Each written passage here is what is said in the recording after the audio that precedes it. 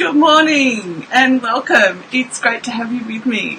It's a fabulous Friday in beautiful Brisbane, Australia. And if you just jumped on, sorry, the internet cut out. It's been a really crazy week with the internet this week. It's just been dropping out and all sorts of things. Maybe it hates the heat here too.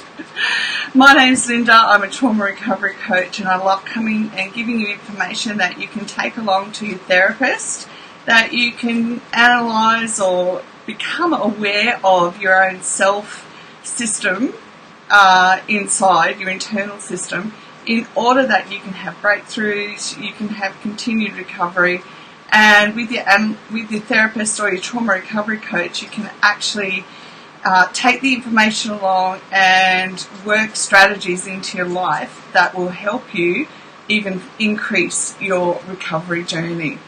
Okay, now, so today I want to talk to you about effective strategies for anxiety. Just grab the infographic. Now, before we get to the effective strategies, and they're personal ones for me that I've developed over time, that have become really effective in helping me move forward in my recovery journey.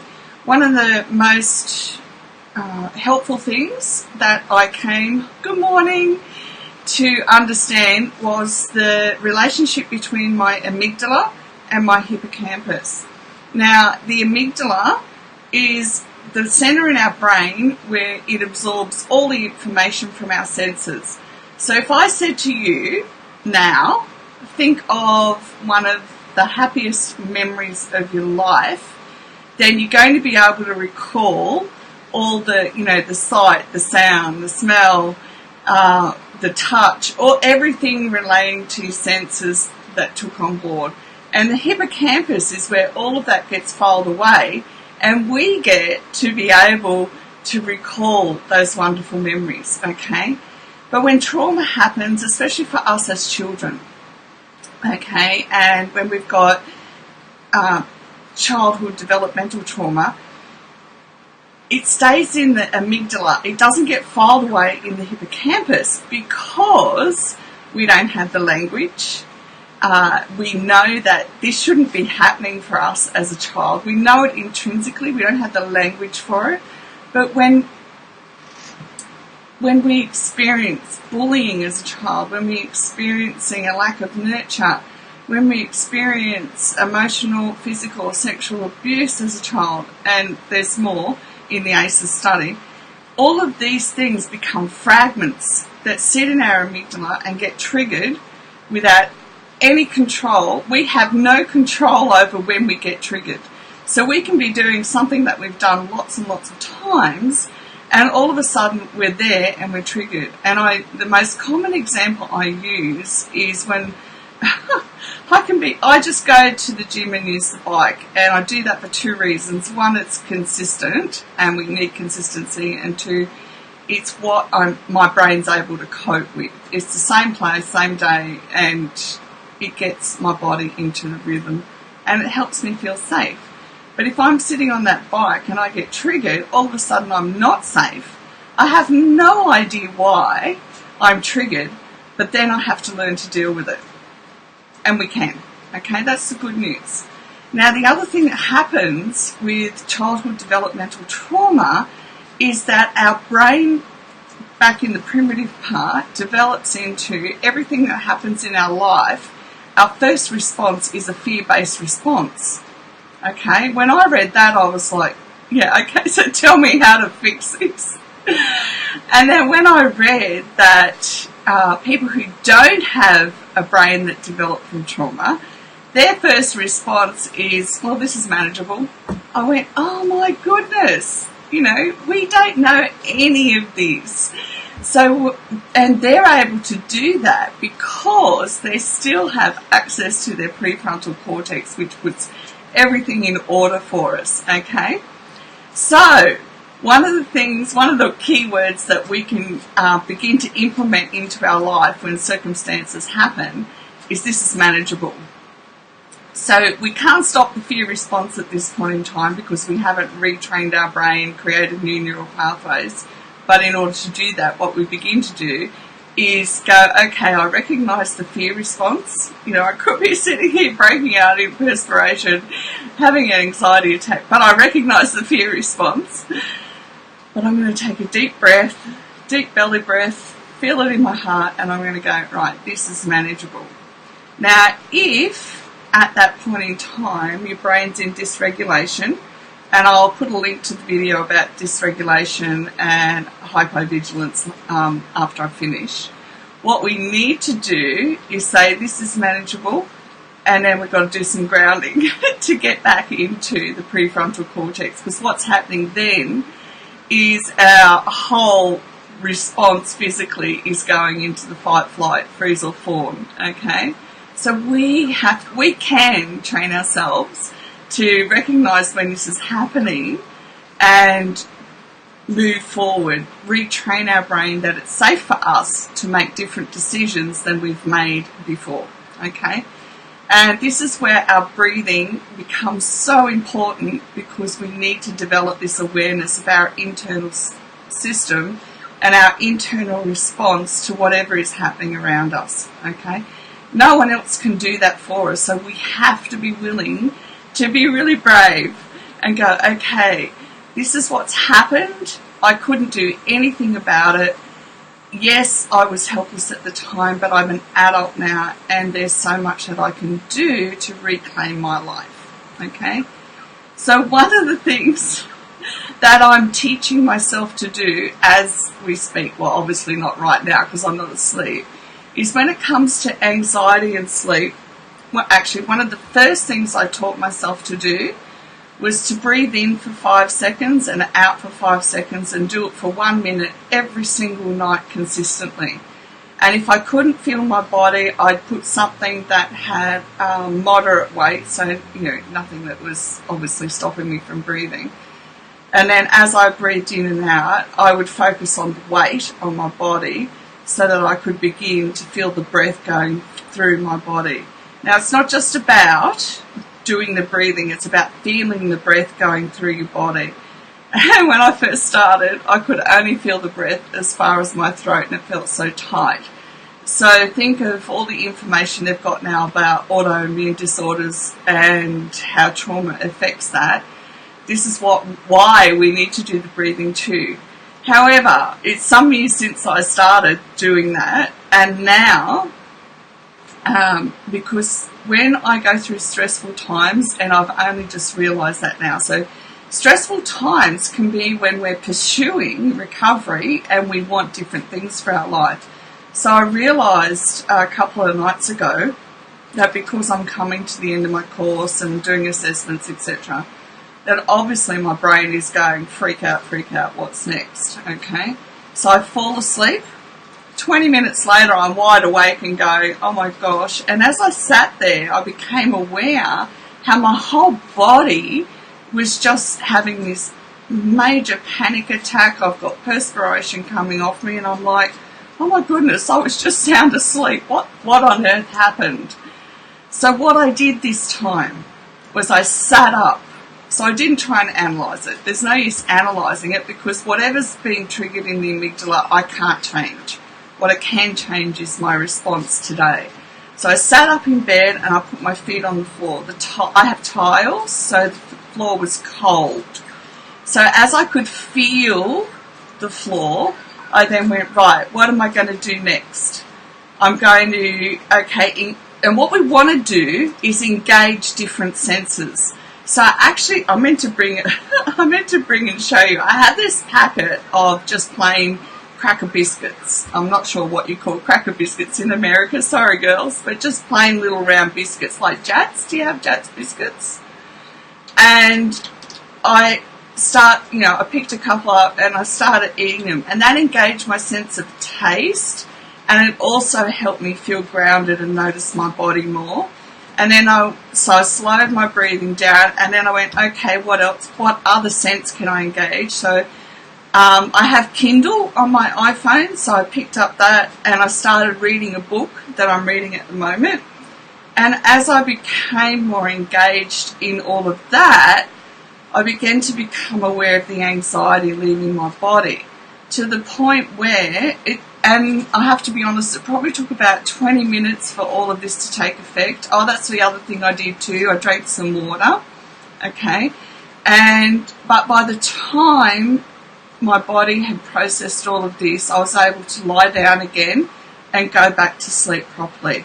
So it wasn't about going, all right, I'm trying new things in my life, I better analyse it.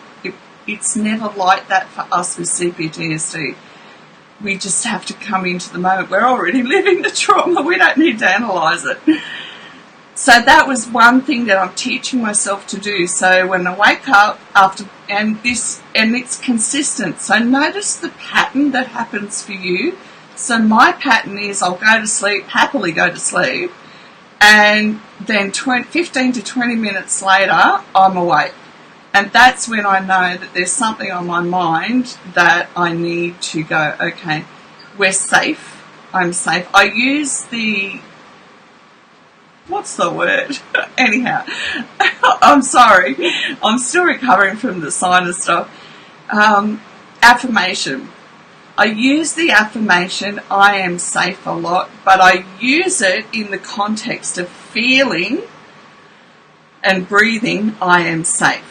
Okay, and I use it all the time. I am safe, okay, and feel it in my heart. The other thing I've learnt to do with the manageable, okay, so I got an unexpected letter the other day and it was saying, right, you need to address this situation, and it didn't have a resolution, it just said do this or this, and I went, normally I would have an absolute panic attack at this unexpected situation that dropped in my lap out of nowhere because I didn't know that. My first response to everything was fear. And I went, no, I'm teaching myself that this is manageable. So I just slowed everything down. I said, okay, what am I going to do? And I thought, you know what? I want to look for different options. This is manageable.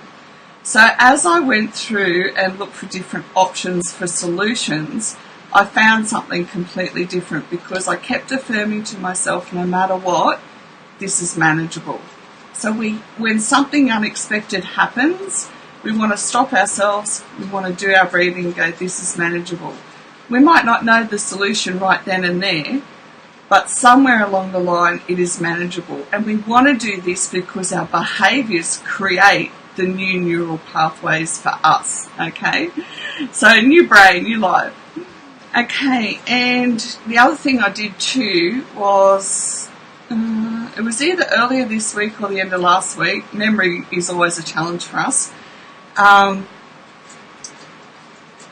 Is I realised as I was going, I'm at home going about my normal daily routine, all of a sudden I became aware that my body was feeling all these emotions all over the place and I was headed for a panic attack, and I went, oh, okay. So I went and sat on the edge of my bed and I went, let's just feel the emotions as they come up. And I imagined the emotions as a bubble.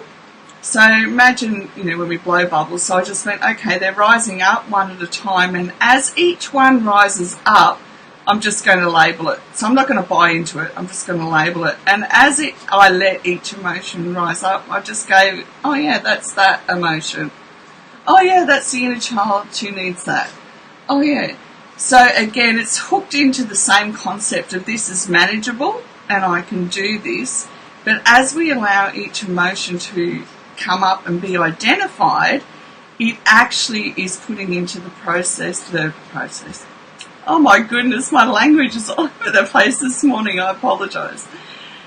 We actually put into practice the process of it is manageable. Jody says, I constantly clench my jaw, so I think that restricts my breathing. Yeah, Jody, actually that's a really super good point, because that was one of the first things that helped me realise when I was anxious is I used to clench my jaw all the time. I'd forgotten about that. So thank you, you've reminded me. And another thing I did too, another two things I realised in my body was that I clenched my fists and my toes became clenched as well. So I built into myself an awareness of, I don't do the clenched jaw anymore, and the hand I'll notice when it's closed, it's not tight. So I notice when it's closed and I do an internal check of what's happening, am I okay, am I feeling stressed, overwhelmed, etc., etc. So with the jaw, and yes, one of the things that we do with the anxiety is we stop breathing. So fortunately we have an autonomic nervous system and it keeps breathing for us, but we do. I become aware that I'm holding my breath sometimes when I start having a seizure. And I don't mean a full-blown seizure, I mean my body actually shakes and I go, right, I'm obviously stressed, I've got to stop doing what I'm doing. I used the clenched jaw to sit down and say to myself, okay, what's happening that I feel is overwhelming, is too stressful, I can't manage. So I've got to ask myself those questions, because in our day-to-day life, those situations are going to be different for all of us. But when I ask myself those questions, I'm then able to go, right, how can I manage this? What order do I need to put it in? And do I need more information? That's one of the crucial questions for us is do I need more information about this? Because we're not used to asking other people for help either. Okay, I certainly found that, and it's taken me a long time to have the people around me that I can trust and say, look, have I got this in the right order? Is this how things ordered normally? Okay, and by normal I mean that if you don't have a trauma brain, that's why I call it trauma brain, then how would you go about this process? And you know what? I sit back now and I watch other people process things, because we're really good at observation, in order to work out what a normal order is to go through things, okay? And the reason why we focus so much on order is because we want our prefrontal cortex re-engaged in life, okay? It wasn't as a kid because everything was overwhelming. And we've operated out of our limbic system so much that that's our habit. So we've got to be willing to sit down and change our habits. And I really feel for you with the clenched jaw too, because I did that all the time. And it caused a lot of breathing issues, to be honest. So things like when I'd be sick, I'd get reactive asthma. I actually had to address the breathing issues. Migraines are something that will happen as well. It's a known quantity for CPTSDs, migraines. And what I did to help overcome the migraines, and I'm talking migraines that required 30 milligrams of morphine every third day and did nothing, okay? So what I had to do was train myself, and it's like we do it backwards, is to become aware of the stress that triggers the pain in my head. So I trained myself to become aware of when my head began to ache, in order that I could then backtrack and go, what are the stresses, what are the overwhelms that I feel I don't have information to deal with at this time. So thank you, that's a really super good point. So if you want some questions for self-reflection today, now remember, the self-reflection we do is not about ego, okay? You get a lot of people saying, oh, self-awareness, you know, it's ego-centered, it's all about them. This is not. The self-awareness we do is to become aware of our internal system, where we've organised things, how we've organised things in the past, in order that we can learn how we want to put things in order in our life and re-engage our prefrontal cortex. Okay, so it's a very valuable thing that we do, and that's why we have lots of aha moments. One of the things that I became aware of just last night too is how childhood sexual abuse makes you not want to be seen at all. Because one of my stresses, I mean, I get on here and do these things, but it's not easy for me. Sorry. It's not easy for me to always do this because my brain was wired as a child that if I was seen, I was abused. Okay? So attention wasn't a good thing for me. And I've no doubt that there are millions around the world who will understand exactly what I'm saying. However, as an adult, we can now say, I can have this experience and I'm safe, and I can retrain my brain that we are safe. That attention can be a good thing, okay? And this is why we do the self-awareness. So if you want some questions to ask for reflection today, let's do manageable. Manageable has got to become a key word in our life. So I want to examine an area, just one, okay? Don't do overwhelm. Just one area of my life that I'd like to feel more manageable with. What order? So then the question becomes, what order do I want to put this area of my life in? Okay? Sorry, Siri's just responding, and I didn't call her. So sit down. So for me, one of the areas that I want order in my life is time management. So I'm learning to put times to everything. Okay? I teach myself how to do that, and I'll go and Google information if I need it. Or I ask somebody. Oh, I'm so sorry. Okay, around our sleep. So we want to ask, if you've got sleep challenges, okay, I want to sit down and ask myself, how can I deal with the day's stress before I get into bed? Okay, because when we get into bed, if we haven't dealt with it and put it in an order, it will come up for us.